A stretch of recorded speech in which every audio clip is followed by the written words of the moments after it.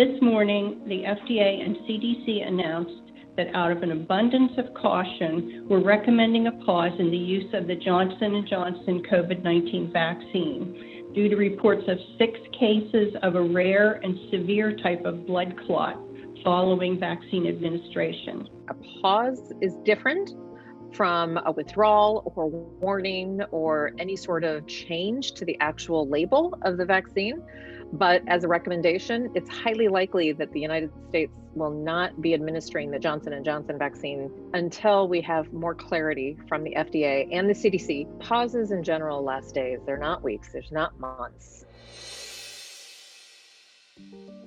So they found that out of approximately 7 million doses administered, there were 6 cases, all female, with 1 fatality, 1 death, of cerebral venous sinus thrombosis, which is a very kind of severe type of blood clot that is formed in one of the veins inside the brain. And just to put it mildly, this looks a lot like a stroke and can be a cause of a stroke in other settings.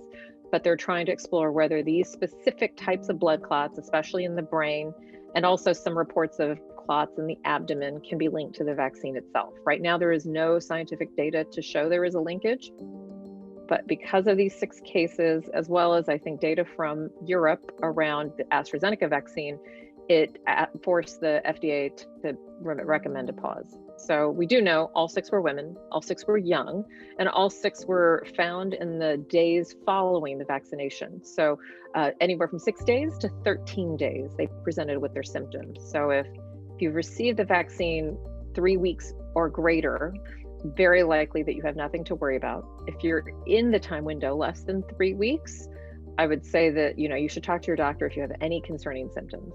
So the symptoms to look out for can be anything from swelling in parts of your body and pain in some parts of your body, such as your abdomen, your stomach, leg pain, stomach pain, severe headaches, problems with speech or problems with movement, things that can mimic a stroke. If you're having shortness of breath or chest pain, that can also be a clue.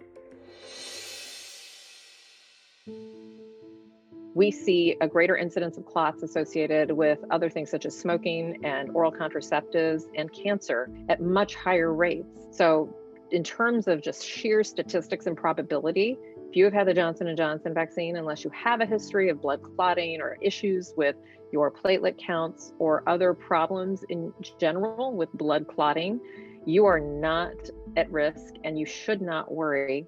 But again, I think that if people have anxiety and just want to talk through what they're worried about, they should reach out to a health professional. But 99.9999% of people have 0 problems to speak of, with the exception of some mild side effects at the time of injection, local skin reactions. Some people have reported nausea and dizziness and just, some other reactions that we would expect to see, but nothing to this degree. Johnson & Johnson is using an inactivated human adenovirus. Basically, kind of think of it as a dummy kind of vehicle to get your body to think that it's being exposed to coronavirus. It's viral technology that's been used in other vaccines like Ebola.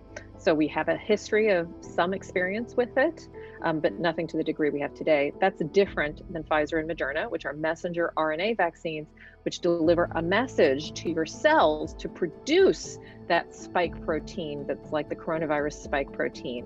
But it's different than the way Johnson & Johnson and AstraZeneca use kind of a dummy virus to kind of expose your body to a kind of a dummy version of the coronavirus spike protein. So different technologies, it's truly apples and oranges to compare. It's easy to let your brain think that that means that the adenovirus vaccines are bad. That should not be the conclusion. These are just patterns of association right now. It is very rare to see a vaccine cause these events, but that's exactly what the FDA and the CDC are going to explore. And it's possible an outcome would likely be to resume to use the vaccine, but to put a warning for people with a certain history or a certain type of patient that might need a warning about whether to get the vaccine or not.